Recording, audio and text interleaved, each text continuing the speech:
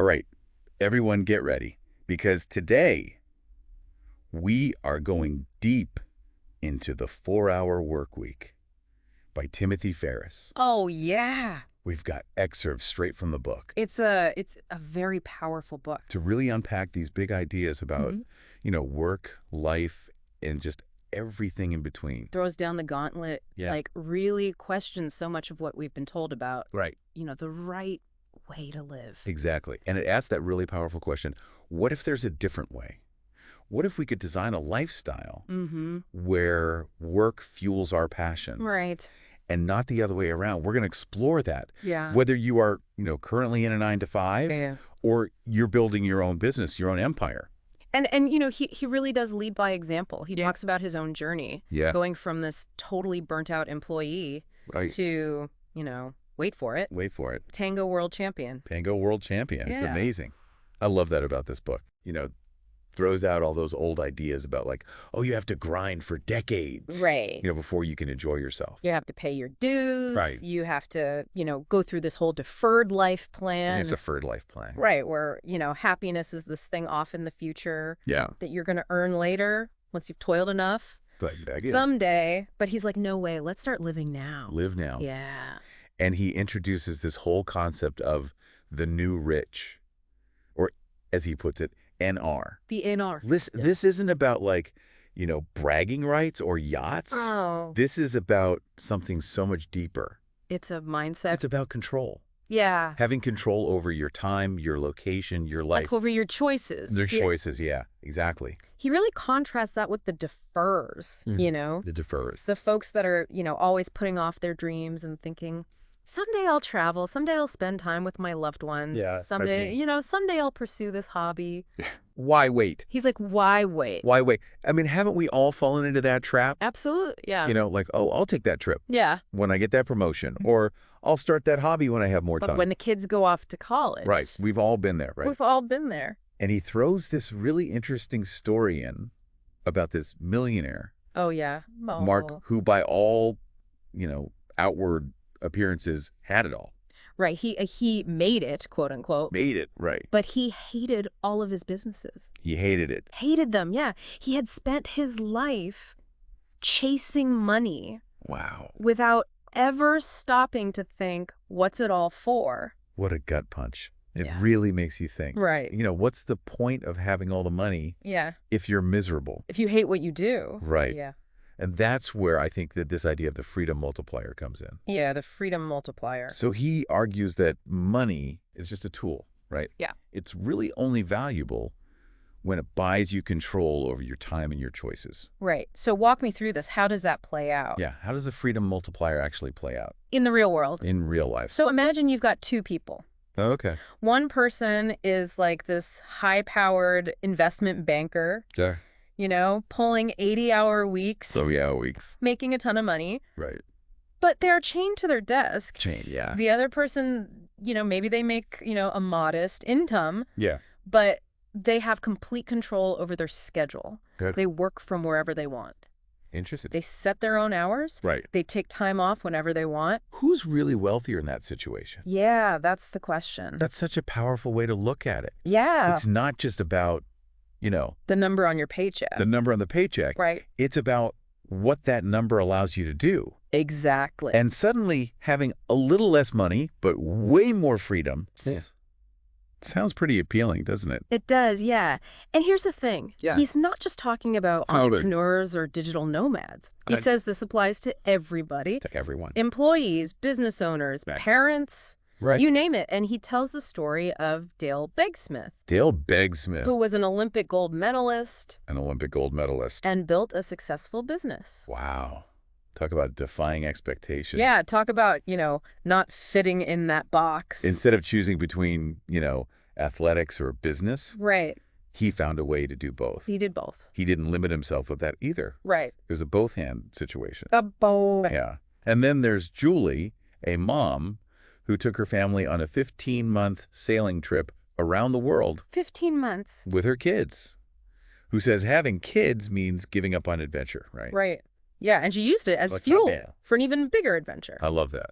So to be clear, we're not saying everyone needs to quit their job and sail around the world. Yeah, not at all. No. Right. This is about having for freedom. It's about the freedom to choose how you spend your time, where you live, what kind of life you want to create. Exactly. It's about designing a life that fits you. Yeah. Not trying to squeeze yourself into some mold that doesn't. Absolutely. And he actually provides a framework for doing just that. It's called DEAL. DEAL. DEAL. And don't worry, we're going to break down each step in detail. Okay, good. A little bit later. You know what's really striking me so far is this idea of challenging those default assumptions. Yeah. Like, we've been told for so long that there's only one path to success, one way to live a good life. But what if that's just a story we've been told? It's a story, yeah. What if we could write our own stories? Write our own stories? That's what's so exciting about the 4-Hour Workweek. I agree. It's not just a book. It's an invitation to really reimagine what's possible. What's possible. But before we get into, the specifics of DEAL, I'm curious what's resonating with you so far. What's catching your attention? Oh, so many things. Yeah. But we'll get to that. I think what's hitting home for me is that feeling of always waiting for someday. Oh, yeah. Like, someday I'll have enough time for my passions. Someday I'll get around to that trip. Right. But Ferriss is like, why wait? Let's make someday happen now. Yeah, let's make it happen. And that's where I think the DEAL framework comes in. Yeah. It's not just about wishing for a better life. Right. It's about taking concrete steps. You're taking action. To make it happen. Right. So let's dive into that first step. Definition. Definition. All right, definition. What's the deal with that? So definition is all about getting really clear on what you actually want. Not what society tells us we should want. Not what society tells you, not what your parents expect, right? But what truly lights you up. Your own definition of wealth. Yeah, your own definition of wealth, right? It's about asking yourself, what does a rich life look like to me? So it's not just about money. No, not at all. It's about, maybe it's having the freedom to travel. Maybe it's spending more time with family. Maybe it's finally, pursuing that passion project you've been putting off. I remember you talked about this concept of relative wealth. Relative wealth, yeah. Can you break that down a little bit? Absolutely. So it's not just about your income, right? It's about your income in relation to your expenses. In relation to your expenses. So let's say you make, a good living. Okay. But your expenses are through the roof. Yeah. Suddenly that income doesn't feel so wealthy anymore, right? Not really, no. But if you can lower your expenses, suddenly that same income feels a lot more powerful, wouldn't you say? Totally. It's like having more breathing room. Breathing room. More option. More options, exactly. And that kind of leads us to the next step, which is elimination. Okay, elimination.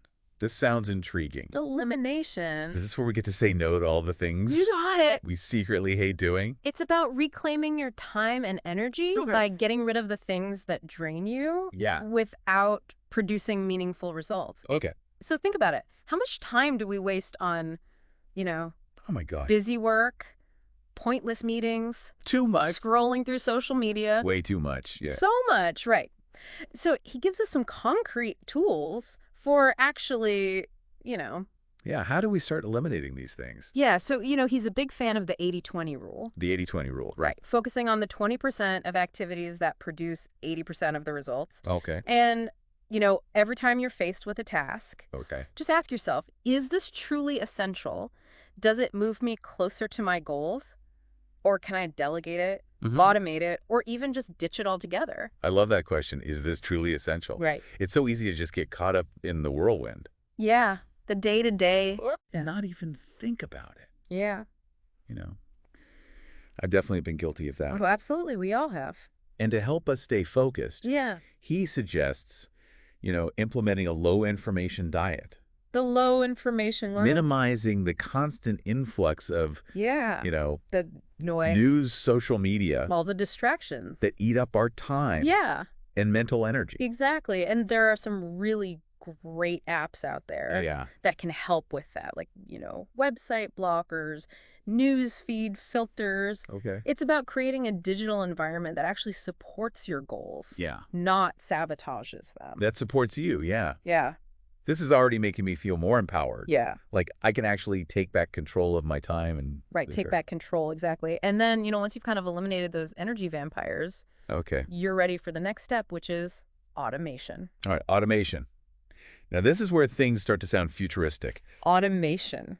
We're talking robots doing all our work? Well, not quite robots, but the principle is similar. Okay. It's about building systems that generate income without requiring your constant involvement. So leveraging technology, other people's skills? Yeah, leveraging technology, leveraging other people. To create a business or an income stream. Yeah. That runs on autopilot. That runs on autopilot. Even while you're off enjoying life. Exactly. That's the idea. But is that even possible for regular people? Absolutely. He gives tons of examples. Okay. He talks about things like, online businesses, e-commerce stores, subscription services, even just creating and selling digital products like online courses or ebooks. You say we can create our own little money-making machines? That's the idea. That work for us 24/7. 24/7, that's right. Okay, I'm seeing the potential here, but isn't all this automation stuff really complicated? It can seem that way at first, but he breaks it down step by step. And he emphasizes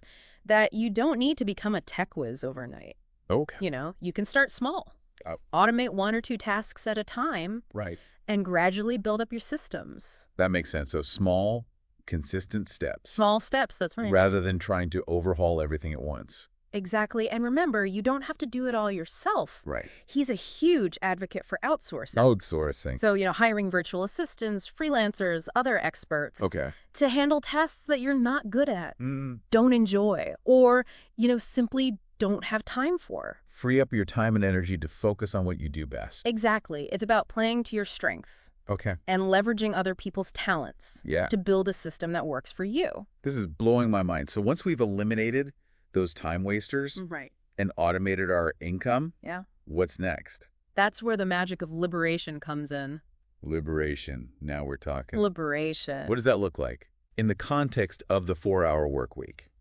It's about breaking free from the constraints of a traditional job, creating the freedom to work from anywhere in the world.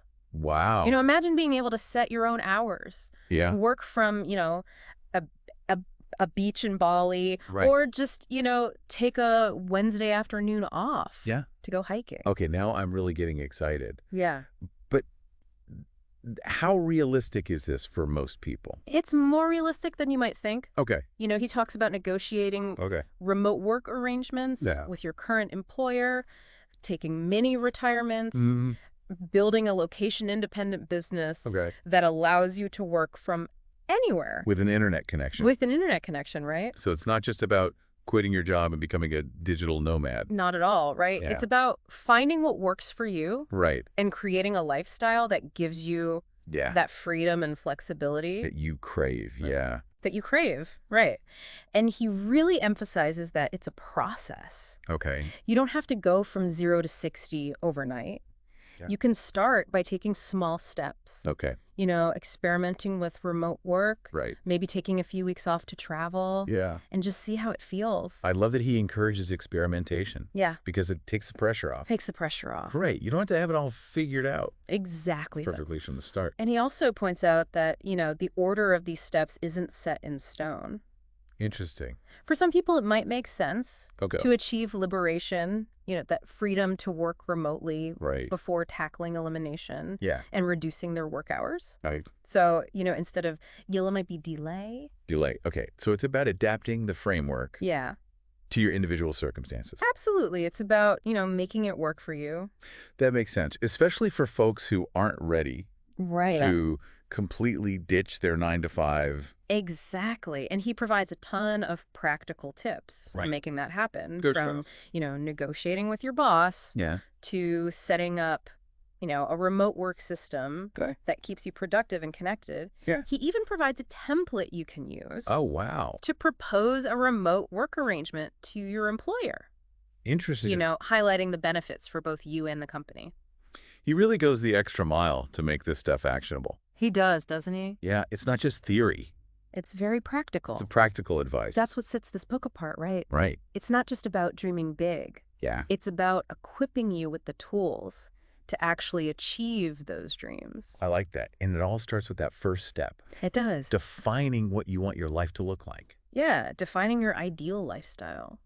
This deal framework is giving me so much to think about. It is, isn't it? But I'm also curious, what happens once you've achieved this 4-hour work week lifestyle? Yeah. What do you do with all that freedom? That's a great question, and he actually addresses that head on in the book. Okay. He has a whole section on what he calls filling the void. Filling the void, okay. Recognizing that a lot of people worry about getting bored or restless if they're not constantly busy. Yeah. But he suggests that, this newfound freedom can be an incredible opportunity for growth and fulfillment. So it's not about just escaping work. No. It's about creating a life that's filled with things that truly matter. Right. It's about designing how you spend your time. Yeah. Just as you've designed your work life. I love that. Right. It's about creating a life that's both productive and fulfilling. Exactly. And he acknowledges that this isn't always easy. Okay. He dedicates a whole chapter to the top 13 new rich mistakes. Oh, that's right. Warning against, common pitfalls. Right. Like failing to define your ideal lifestyle, clinging to unnecessary possessions, or working for work's sake. Right. Even when you've achieved financial freedom. So it's a journey, not a destination. It is, yeah. There's always room for growth and learning. Absolutely. And adaptation. He encourages readers to really embrace a mindset of constant learning and experimentation, reminding us that there's always room for improvement. It's like he's giving us permission to fail. Yeah. Right? To try things out. To experiment. And to constantly iterate on our path to a fulfilling life. And I find that really empowering. Me too. I like that. And he doesn't just leave us with these abstract concepts. No. Throughout the book, he shares all these inspiring stories. He does? Of real people Yeah. who have successfully implemented these ideas. Right. Entrepreneurs who have built these automated businesses. Right.